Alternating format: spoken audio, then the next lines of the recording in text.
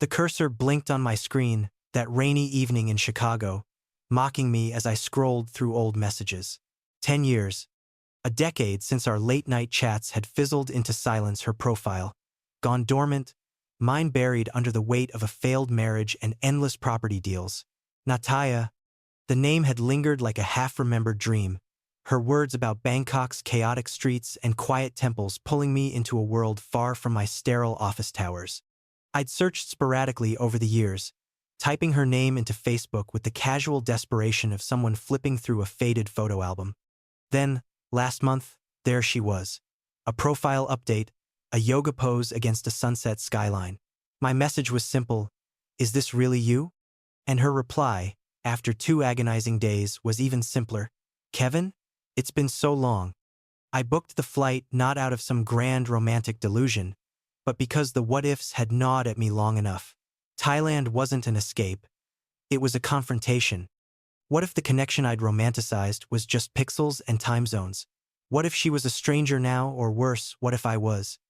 Landing in Bangkok, the humid air hit me like a wall, the taxi weaving through neon-lit traffic that pulsed with unfamiliar energy.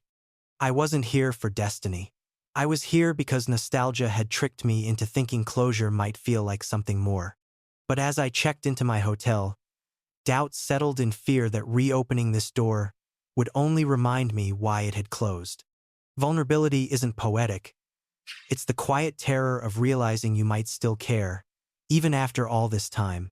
And as I stared at my phone, waiting for her to confirm our coffee meetup, I wondered if this was rebirth or just another burial. The Suvarnabhumi airport terminal was a blur of fluorescent lights and echoing announcements, a place that amplified isolation even in a crowd. I dragged my suitcase through customs, jet-lagged and second-guessing every step. At 40, I wasn't the impulsive guy who'd first messaged Nataya a decade ago during a sleepless night. Back then, it started innocently, a shared interest in travel photography on a Facebook group. Her posts about hidden Bangkok spots drew me in, and our conversations stretched on for months. She taught yoga in a small studio, while I closed deals on high-rises. It felt effortless until it wasn't. Life pulled us apart. Messages tapered off, and one day her account went silent. I'd assumed she'd moved on, maybe married, while I drowned in my own regrets. Now, here I was, stepping into the thick Bangkok heat, the air heavy with exhaust and street food smells. My hotel in Sukhumvit was modern but impersonal, all glass walls and minimalist decor that did nothing to ease the knot in my chest. I unpacked mechanically, glancing at my phone every few minutes. We'd agreed to meet at a cafe near her yoga studio in Thonglor, a trendy district she described as Bangkok's quieter chaos.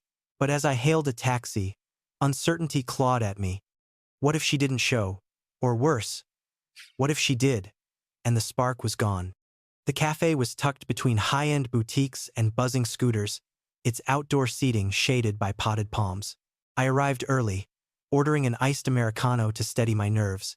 The city hummed around me, vendors hawking grilled skewers, expats chatting in clipped English, locals weaving through on motorbikes.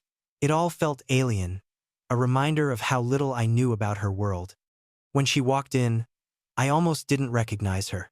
Nataya was slimmer than her photos suggested, her dark hair tied in a loose bun, wearing a simple linen top and yoga pants. At 35, she carried herself with a quiet grace, but her eyes held a wariness that mirrored my own. "Kevin?" Her voice was soft, accented but clear, as she approached the table. I stood awkwardly, extending a hand before realizing a way might be more appropriate. We settled on a hesitant hug, brief, polite. "Nataya, it's surreal seeing you." She smiled faintly, sitting across from me. "Yes, 10 years. Facebook brings back old friends, huh?" We ordered drinks, her a herbal tea, and the conversation started safe. My flight, the weather, her studio's recent expansion. But beneath it, an undercurrent of curiosity tugged. She asked about my work, and I skimmed the surface deals in Chicago, the grind of it all. I mentioned my divorce 5 years back, not delving deep, and she nodded, sharing that she'd ended a long relationship around the same time our chats stopped. No details, just enough to acknowledge the gap. As the afternoon wore on, I felt the cultural chasm.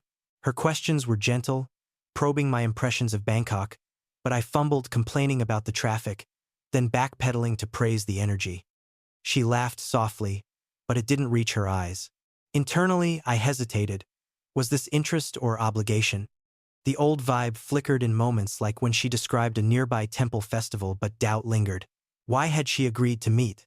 Was it pity for the American chasing a memory? We parted after 2 hours, her with a class to teach, me with a vague promise to text. Walking back to my hotel, the city's isolation pressed in. This wasn't romance. It was two strangers testing the waters of what might have been, both too cautious to dive in. The next few days blurred into a routine of exploration and quiet anticipation. I extended my stay, telling myself it was for the sights, Wat Arun's spires at dawn, the Chao Phraya River's boat rides. But really, it was her messages that anchored me. Short at first. Try the pad thai at this street stall, with a pinned location.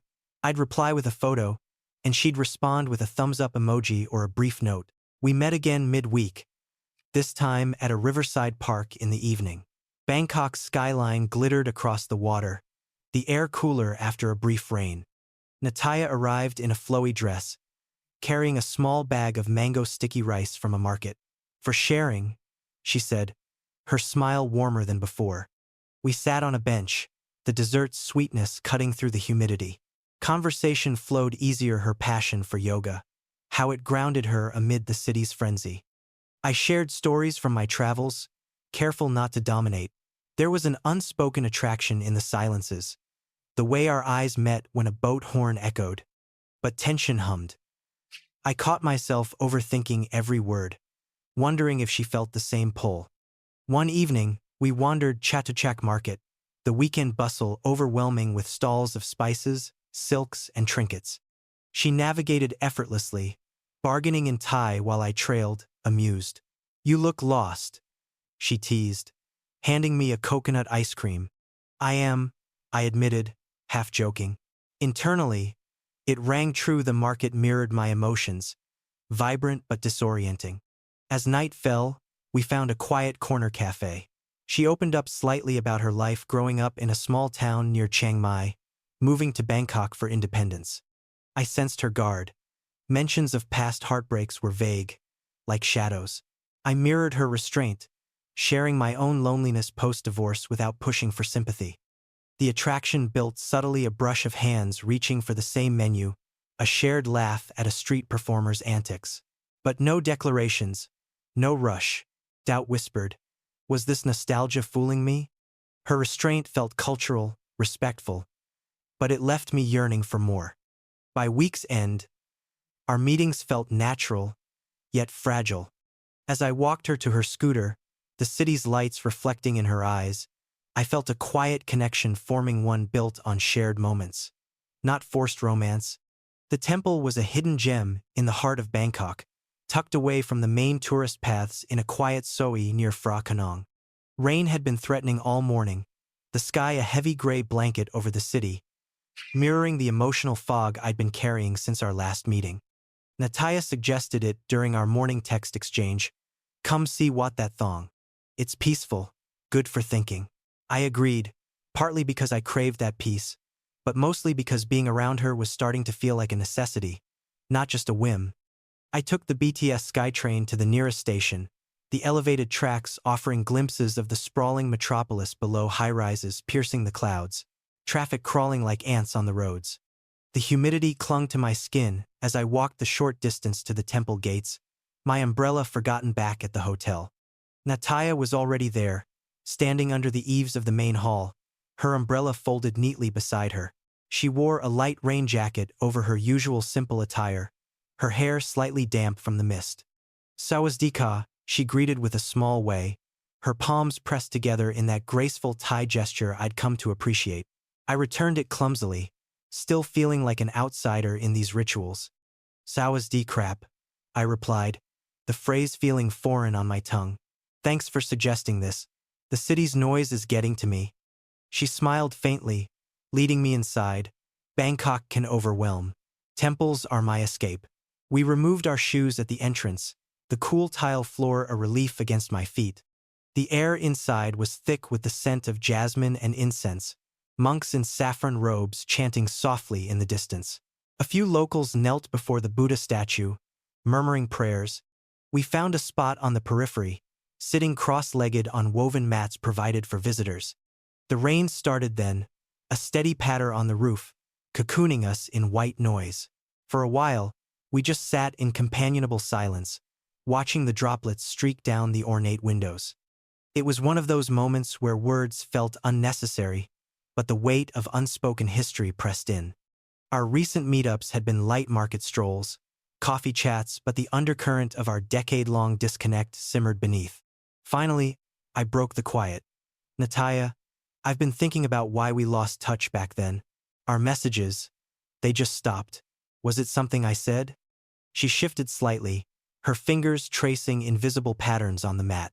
Her expression was guarded, eyes fixed on the rain outside. No, not you. Life happened. She paused, as if weighing how much to reveal.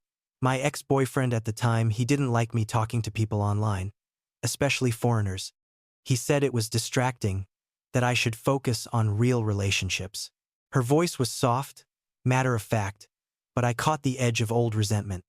I nodded slowly, processing. Jealousy? Yes, and control. I was young, trying to please everyone, so I deactivated my profile, stopped responding. It was easier to cut ties than argue. She glanced at me then, her dark eyes searching mine. But I regretted it later. Our conversations were different. Fun, no pressure. Her admission hung there, vulnerable in its simplicity. I felt a pang regret for not reaching out more persistently, for letting my own life derail me. I get it. I was in a similar spot. My marriage was falling apart. Work was my only escape. Chatting with you felt like a breath of fresh air, but when things got bad, I buried myself deeper. Assumed you'd moved on, found someone better. She tilted her head, considering. Better? Kevin, you were kind, patient. Most guys online just wanted photos or quick meets. You shared stories about snow in Chicago, your job sites. It made me feel connected to a bigger world. A small laugh escaped her. I missed that, the vibe. The rain intensified, thunder rumbling faintly. I shared more, tentatively, the isolation of my divorce, how friends drifted away, how I dated sporadically, but nothing stuck. I felt unlovable, like I was too set in my ways at 30-something. It wasn't a full confession, but enough to crack open the door. Natalia listened without interruption, her restraint a cultural grace I was learning to respect. In Thailand, emotions weren't always verbal fireworks. Sometimes they bloomed in quiet. My breakup was messy too, she said, eventually. He left for someone else. After that, I focused on my self-yoga teacher training, building the studio, but trust, it's hard to rebuild. We didn't push for more details. The sharing was piecemeal, like peeling layers without tearing. Instead, we talked about the temple's history, how it represented impermanence. Letting go. Like us, she mused. 10 years gone, but here we are.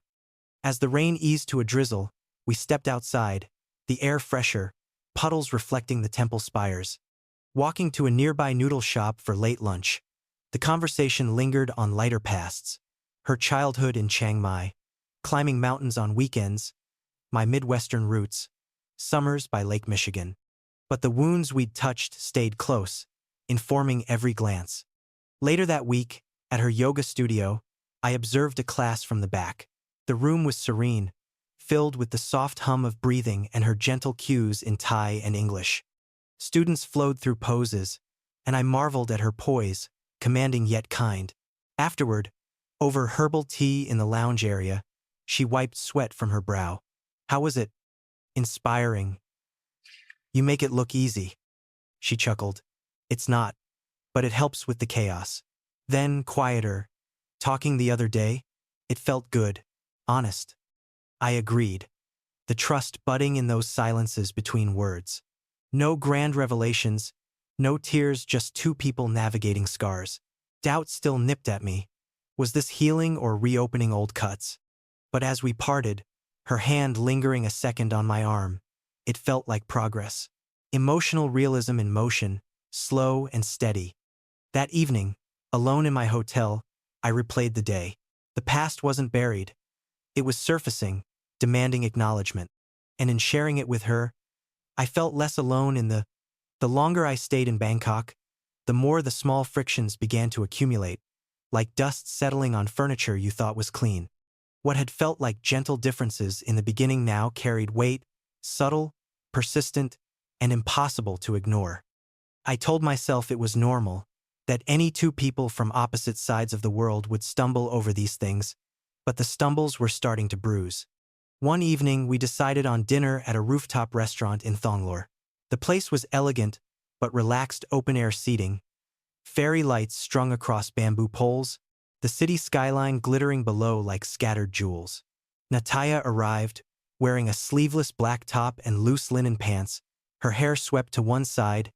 She looked effortlessly beautiful in the golden hour light, and for a moment I forgot the growing tension. We ordered separately, as she preferred. I suggested we share a few dishes the way I was used to back home, family style, everyone picking from the center. She hesitated, then smiled politely. In Thailand, we usually order our own plates, she explained, her tone gentle but firm. It's more comfortable that way. Everyone gets exactly what they want. I nodded, trying not to let the disappointment show. Of course. Makes sense. The food arrived, her green curry with extra eggplant, my pad kra pao with a fried egg on top. We ate quietly at first, the city noise rising up to meet us in waves. Then I mentioned a weekend trip I'd been thinking about, a short drive to Hua Hin, maybe 2 nights by the sea. It could be nice, I said, a change of scenery. We could leave Friday after your last class. She looked down at her plate, stirring the curry slowly. Maybe, let's see how the week goes. The response wasn't cold, but it wasn't warm either. It was the same measured caution she used when I asked about meeting her friends or visiting her family home outside the city. Always maybe, always we'll see. In my world, plans were made with enthusiasm. Uncertainty felt like rejection.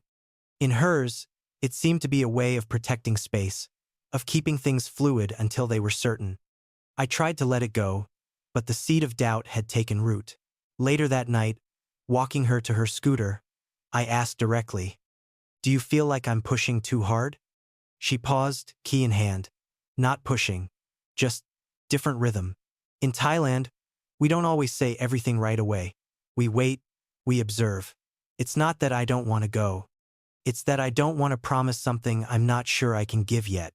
I understood the logic, but the emotional part of me heard distance. I'm not asking for forever, I said. Just a weekend. I know, her voice softened, but even a weekend can mean something different to each of us. We stood there under the streetlight, scooters buzzing past, the humid air pressing against my skin. I wanted to close the gap, to pull her into a hug and say we'd figure it out, but I'd already learned that public affection made her uncomfortable. So I just nodded, said goodnight, and watched her ride away, taillight disappearing into traffic. The next few days were quieter. I filled them with solo walks through Lumpini Park, visits to art galleries, anything to keep the restlessness at bay. Our texts became shorter, polite check-ins, weather updates, photos of interesting street food. No plans, no deeper questions. Then came the temple festival misunderstanding. We'd agreed to meet at Wat Pho during the evening candlelighting ceremony. I arrived early, bought 2 bottles of water and a small garland of jasmine for her. The courtyard was alive with families, monks chanting, strings of lanterns swaying in the breeze. When she finally appeared 20 minutes late, hair slightly tousled, she apologized with a small why. Traffic was bad. Sorry. I smiled, handed her the garland. No problem. I'm just glad you're here. We walked together toward the main chetty, the crowd pressing us closer. At one point, a group of tourists pushed through, and I instinctively reached for her hand to keep us together. She let me hold it for a second, then gently pulled away. I felt the withdrawal like a slap. Sorry, I muttered. Habit. It's okay, she said quickly. Just, here, people notice. It's not like in America. I knew that. I'd read about it, heard it from other expats. Public displays of affection were frowned upon in traditional settings, especially near temples. But knowing didn't stop the sting. Later, sitting on stone steps watching the candles flicker, I couldn't hold it in. I feel like I'm always doing something wrong, I said, keeping my voice low. Like no matter how careful I am, I still cross a line. She turned to me, expression serious but not unkind. You're not doing anything wrong. You're just being you, and I'm being me. That's the hard part. We talked then, not heated, not dramatic, but honest. I told her how my American directness made me want clear answers, timelines, certainty. She explained how her Thai upbringing taught her to read between the lines, to value harmony over confrontation, to let things unfold naturally. Sometimes, I worry you'll think I'm cold, she admitted, because I don't say yes right away, or because I need time. And sometimes I worry you're pulling away, I replied, because I don't know how to read the silences. Neither of us had an easy fix. No magic phrase would erase the differences, but naming them out loud, without blame, shifted something. The tension didn't disappear, but it lost some of its sharpness. We left the temple together, walking slowly toward the pier for the riverboat. The night air was thick with incense and grilled squid from nearby stalls. When we reached the water's edge, she slipped her hand into mine just for a moment, just when no one was looking. I'm still here, she said quietly. I squeezed her fingers. I know. I'm trying to be patient. She smiled, small and real. Me too. It wasn't perfect. The gaps remained language, rhythm, expectation. But for the first time, the differences didn't feel like obstacles to overcome. They felt like something we could learn to navigate together, one careful step at a time. The days began to fold into a gentle rhythm I hadn't expected to find in a city as restless as Bangkok. Mornings started with coffee at the same small cafe near her studio, a place with mismatched wooden chairs, potted ferns spilling over the edges, and the steady hum of ceiling fans stirring the warm air. I'd arrive first, order an iced Americano for myself and her usual Thai iced tea with extra milk, then wait. She always came in a little flushed from her early class, hair still damp at the temples, smiling when she spotted me. Those mornings became the quiet anchor of my days. We didn't talk much at first, just shared the table, scrolled through our phones, commented on the day's headlines or a funny sign someone had posted online. But the silence was comfortable now, the kind that didn't demand filling. Sometimes, she'd reach across and adjust the straw in my drink, a small, absent gesture that made my chest tighten. Weekends brought longer stretches of time together.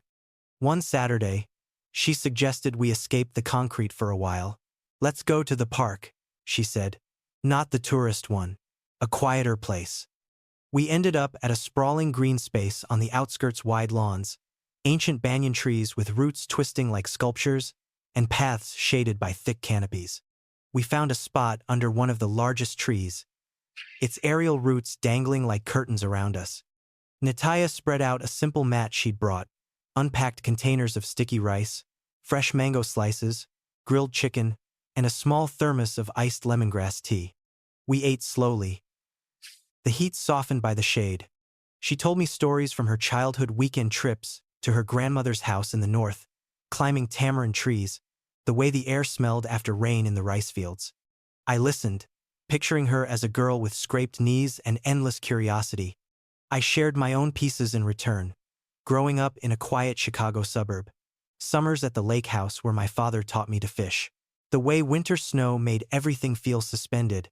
She asked questions, gentle, precise ones that showed she was really listening. Did you ever feel lonely there? She asked at one point. I thought about it. Sometimes. The quiet was nice, but it could feel empty. She nodded, looking up at the leaves overhead. I know that feeling. Even in a big family, you can still be alone inside. We lay back on the mat after eating, staring up through the branches at slivers of sky. Our shoulders touched, not quite holding hands, but close enough that the warmth of her skin registered against mine. No one spoke for a long time. The attachment was building in these small accumulations, the shared meals, the easy silences, the way her presence started to feel like home in a city that still felt foreign. Evenings often ended with walks along the Chao Phraya River. We'd meet after her last class, stroll the promenade as the sky turned from gold to indigo, the river reflecting the city's lights in long, shimmering streaks. Vendors sold grilled corn and mango with sticky rice. Boats chugged past with passengers waving. Sometimes, we'd stop at a bench, sit shoulder to shoulder, and watch the water. One night, as the air cooled, she leaned her head lightly against my shoulder. "This is nice," she said quietly. "Just being here." I didn't move, afraid to break the moment. "Yeah, it is." The emotional reliance crept in without fanfare. I found myself checking my phone less for work emails and more for her messages, short updates about her day. A photo of a new plant in her studio, a simple "thinking of you" that arrived when I least expected it. When she had a tough day with a difficult client or family stress from back home, she'd text me first. "Can we talk later?" And when we did over the phone or in person, I listened, offered no solutions unless she asked, just held space. Fear of loss grew in direct proportion to the closeness. One afternoon, she was late to our coffee meetup, nothing major, just a delayed class, but the 20 minutes I waited turned into quiet panic. What if something happened? What if she decided this was too much? When she finally arrived, apologizing with a breathless smile, the relief hit me like a wave. "I'm sorry," she said, sliding into the seat. "The students wanted extra time for Savasana." I shook my head. "No need to apologize. I just got worried." She looked at me. "Really, looked worried I'd disappear?" I exhaled. "Something like that." She reached across the table and covered my hand with hers. "I'm not going anywhere. Not unless you want me to." The words settled something inside me. But the fear didn't vanish, it just learned to coexist with the growing trust. I started to notice how much I anticipated seeing her, how my mood lifted when her name appeared on my screen, how the thought of leaving Bangkok in a few weeks felt heavier than it should. We weren't rushing. There were no declarations, no promises of forever, but the routine of us, coffee, walks, shared silences under trees, was weaving something solid. Attachment wasn't fireworks. It was the slow, steady realization that her presence had become essential and that losing it would leave a real, aching void. One evening, as we walked back from the river, the city lights bright around us, she slipped her hand into mine without hesitation. No crowds nearby, no temple rules to worry about, just the two of us, fingers intertwined, stepping forward together into whatever came next. The misunderstanding didn't explode like a fight in a movie. It arrived quietly, almost politely, the way many painful things do in real life, through a single canceled evening and the silence that followed. We'd been planning it for days, a surprise dinner at a small riverside restaurant she'd mentioned once, the kind with low tables, cushions on the floor, and candles floating on the water. I'd booked it quietly, wanting to show her I was paying attention to the little things she loved. I even practiced the Thai phrase for "I wanted to surprise you" in my head, hoping it would make her smile. That afternoon, my phone buzzed with her message. "Sorry, Kevin. Can't tonight. My friend just asked me to help with her event. It's last minute. Rain check?" The words were apologetic, with the usual emoji of folded hands. I stared at the screen, the hotel room suddenly feeling too quiet. I typed back quickly, "No problem. Hope it goes well." Then I deleted it and rewrote, "Understood. Have fun." The tone felt clipped, even to me, but I hit send before I could overthink it further. She replied almost immediately, "Thank you. Talk tomorrow?" I didn't answer right away. Instead, I set the phone face down and stared at the ceiling. The disappointment hit harder than it should have. Disproportionate, childish even. We'd spent weeks building this fragile routine, and one canceled night shouldn't unravel it. But it did. In my mind, the cancellation wasn't just about a dinner. It was proof she was pulling back, that the attachment I'd started to rely on was one-sided. I spent the evening alone, wandering the promenade along the Chao Phraya without her. The river looked different tonight, colder, the lights reflecting in sharp, jagged streaks instead of soft glows. Couples walked past holding hands. Families laughed over street food. I felt like an intruder in their happiness. The next day brought no message from her. I told myself she was busy. Events in Thailand could stretch late, and she often turned her phone off during them. But by evening, the silence had grown teeth. I scrolled through our chat history, rereading the warmth from just days ago, and felt foolish for how much I'd let myself lean in. On the third day, I sent a casual check-in. How was the event? No reply until late that night. Good, thank you. Very tiring. How are you? Tired too, I wrote back. Work stuff. It was a half-truth. I'd barely opened my laptop. The distance stretched. We didn't meet for coffee. No evening walks. Our texts became polite exchanges, weather reports, a photo of her new studio plant, my reply with a thumbs up. Each one felt like a performance, both of us tiptoeing around the growing void. I replayed the cancellation endlessly. Why hadn't she asked if I could join? Why the vagueness? In my head, the questions spiraled. Was she regretting the closeness? Had I misread the hand-holding, the quiet moments? Or was this just how she handled overwhelm, retreating into her own world until the storm passed? She, I later learned, was doing the same thing in reverse. The event had been for a close friend who just lost her job. Nataya had stayed late helping pack up, listening to tears and offering comfort. When she finally got home, exhausted, she'd seen my short reply and interpreted it as disappointment, maybe even anger. In her world, where harmony was prized above confrontation, my brevity felt like withdrawal. She worried she'd let me down, that pushing too hard for space had pushed me away. So she gave me more space, silence as a form of respect, not rejection. The hurt deepened in the quiet. I paced the hotel balcony at dusk, city lights blurring through the humidity, wondering if this was the beginning of the end. Every time I reached for the phone to call her, doubt stopped me. What if she didn't want to talk? What if the misunderstanding had already done too much damage? By the fifth day, the silence was louder than any argument could have been. I sat in the cafe we used to share, ordered her usual iced tea out of habit, and let it sit untouched across from me. The chair opposite stayed empty. The absence ached in a way words never could. Proof that connection, once nurtured, could unravel just as quietly. She felt it too. In her small apartment after classes, she'd stare at the same unanswered messages, fingers hovering over the keyboard, unsure how to bridge the gap without seeming desperate. The silence hurt more than words ever could, because it left room for every worst assumption to grow. Neither of us knew how to break it. We were both retreating, me into familiar isolation, her into the safety of routine, each convinced the other was drifting away. The misunderstanding had become a wall built from good intentions and poor communication, and the longer it stood, the harder it felt to tear down. The silence had stretched into its sixth day, and the city outside my hotel window felt more distant than ever. Bangkok continued its relentless rhythm, scooters weaving through traffic, street vendors calling out, laughter spilling from open-fronted bars, but inside the room, everything had gone still.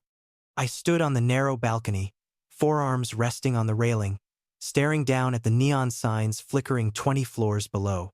The humid night air pressed against my skin, thick and unyielding, matching the weight in my chest.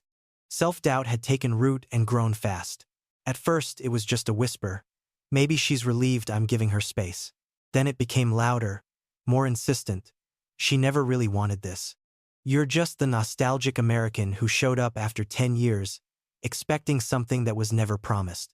I replayed every moment in my mind like evidence in a trial I was losing. The hand-holding by the river, had I imagined the warmth in it? The quiet mornings over coffee, were they habit or affection?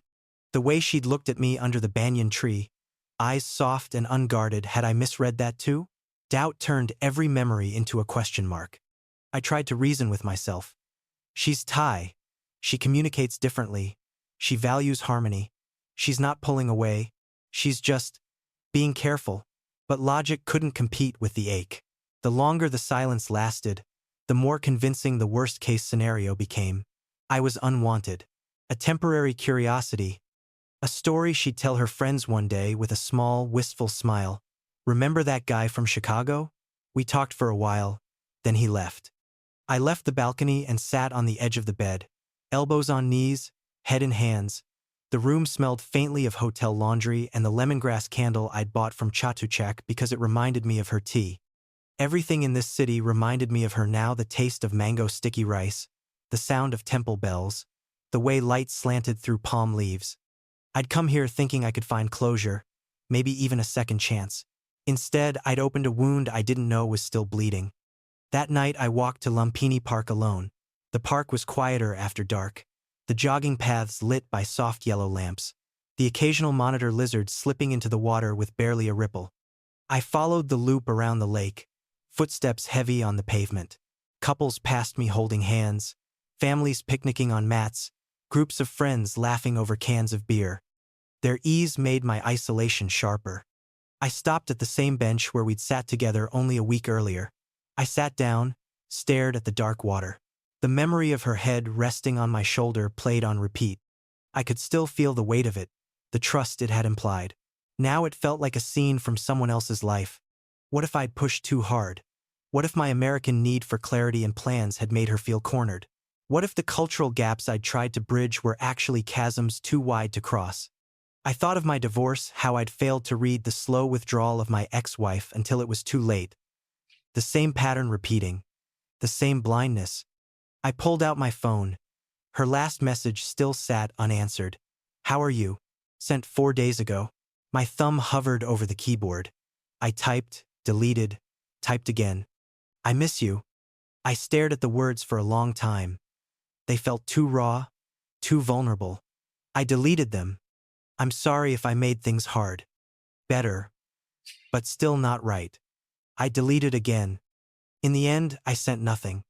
The fear of being misunderstood, of saying the wrong thing, and making the distance permanent was stronger than the fear of losing her.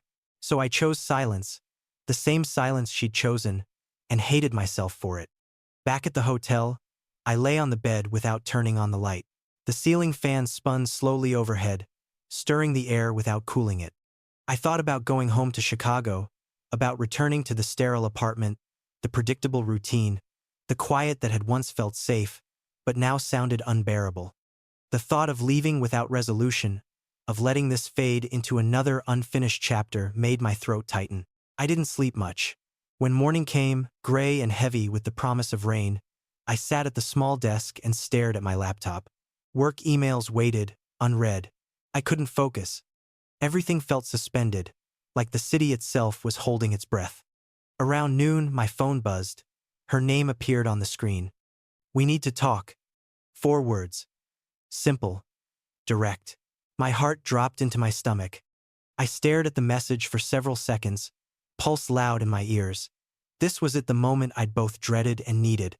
The relationship felt like it was balanced on a knife's edge. One wrong move, one misread tone, and it would fall. I typed back slowly, carefully. "Okay. When and where?" She replied almost immediately. "Tomorrow evening. Our cafe. 7 p.m. I set the phone down. The crisis had crystallized. Tomorrow I would either lose her for good or find a way to reach across the silence that had grown between us. Either way, I couldn't keep hiding from it. I stood up, walked to the window, and looked out at the city that had brought us together and was now threatening to pull us apart. For the first time in days, the fear had a shape. It had a time and a place. Tomorrow. The cafe looked the same as it always had: same mismatched wooden chairs, same ferns spilling over the edges, same ceiling fans turning lazy circles through the humid air. But tonight everything felt different. Sharper, more fragile. I arrived 15 minutes early, ordered 2 iced teas out of habit, and chose the corner table we usually shared. The one with the view of the narrow soi outside, where scooters occasionally zipped past and streetlights painted the pavement gold. Nataya walked in at exactly 7. She wore a simple white linen shirt tucked into high-waisted pants, hair loose over her shoulders. Her expression was calm, but I could see the tension in the way she held her bag a little too tightly. She spotted me, offered a small smile that didn't quite reach her eyes, and came over. "Hi," she said softly, sliding into the chair across from me. "Hi." For a moment we just sat there, the clink of spoons against glasses and the low murmur of other customers filling the space between us. Neither of us reached for the drinks. She spoke first. I'm sorry about the silence. I didn't mean to disappear. I nodded. I'm sorry too. I should have said something sooner. Instead, I just waited for you to fix it. She looked down at the table, fingers tracing the edge of the glass. I thought you were angry. Your messages felt short. I didn't know how to ask if you were okay without sounding needy. I wasn't angry, I said. I was scared. Scared you were pulling away. That maybe this us was too much for you. She lifted her eyes to mine. It's not too much. It's new. And I'm not good at new things, especially when they matter. The words hung there, simple and heavy. I felt something loosen inside my chest. I kept thinking about the last 10 years, I told her. How I let our connection fade back then because I was too wrapped up in my own life. I did the same thing this time. When you canceled dinner, I assumed the worst instead of asking. I retreated, just like before. She listened quietly. No interruption, no defense. That was one of the things I'd come to love about her, the way she let silence do its work. I was overwhelmed that night, she admitted. My friend needed me, and I didn't know how to say no. Then when I saw your message, it felt like I'd disappointed you. In my head, I thought if I gave you space, you'd come back when you were ready. But the longer I waited, the harder it got to reach out. I exhaled slowly. We both did the same thing. Assumed instead of asked. Hid instead of spoke. She gave a small, rueful smile. We're good at that. Yeah, we are. The fan kept turning overhead. Outside, the soy grew quieter as the evening deepened. I took a breath. I came to Thailand thinking I was looking for closure. Something to finally put the past to rest. But I don't want closure anymore. I want this. You, even when it's messy, even when we misunderstand each other, even when we're scared. Her eyes softened, but she didn't speak right away. She looked at me for a long time, as if weighing every word I'd said against everything she felt. I missed you, she said finally. Not just these last few days. All those years. I kept your messages. Sometimes I'd read them when I felt alone.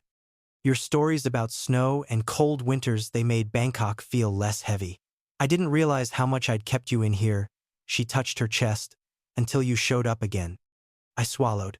I kept you too, more than I admitted to myself. Another long pause. Then she reached across the table and placed her hand over mine. Not tentative, not shy, just there. I'm scared too, she said. Scared of getting it wrong again. Scared of hurting you. Scared of being hurt. But I don't want to keep hiding behind that fear. I turned my hand palm up, laced my fingers through hers. Then let's not. She nodded slowly. Okay. We stayed like that for a while, hands joined, drinks untouched, the cafe noise fading into background. No grand declarations. No promises carved in stone. Just the quiet decision to try. I don't know what this looks like long term, I said. I have work in Chicago. You have your life here. But I want to figure it out. Together. Not perfectly. Just honestly. She smiled, then small, real, the one that crinkled the corners of her eyes. I want that too. No rushing. No pretending it's easy. Just us, learning. We talked more after that. About the practical things, visits, time zones, how often I could come back. About the harder things, my fear of repeating old patterns, her worry that she'd retreat when things got complicated. We laid it all out, not to solve it in one night, but to see it clearly, to choose each other anyway. When the cafe started to close, we stepped outside into the warm night. The soy was quiet now, only the occasional scooter humming past. We walked slowly toward the main road, hands still linked. At the corner, under a street lamp, she stopped, turned to face me. I choose you, Kevin, she said simply. Not because it's fate, not because it's perfect, because it's real, and I want real. I felt the words settle somewhere deep. No fireworks, no sweeping music, just the truth of it, steady and sure. I choose you too, I said. Every day I get to. She stepped closer, rose on her toes, and kissed me soft, unhurried, the kind of kiss that said we had time. When we pulled apart, her forehead rested against mine for a moment, both of us breathing the same humid air. We didn't need to say more. Months later, I arranged to work remotely part of the year from Bangkok. She started teaching a few online classes so she could visit Chicago in winter, curious to see the snow she'd only heard about in my stories. We still had misunderstandings, we still had silences, but now when they came, we recognized them faster. We talked sooner. We chose each other again. It wasn't destiny. It was something better. Two people who had lost each other once, found each other again, and decided, quietly and deliberately, to stay.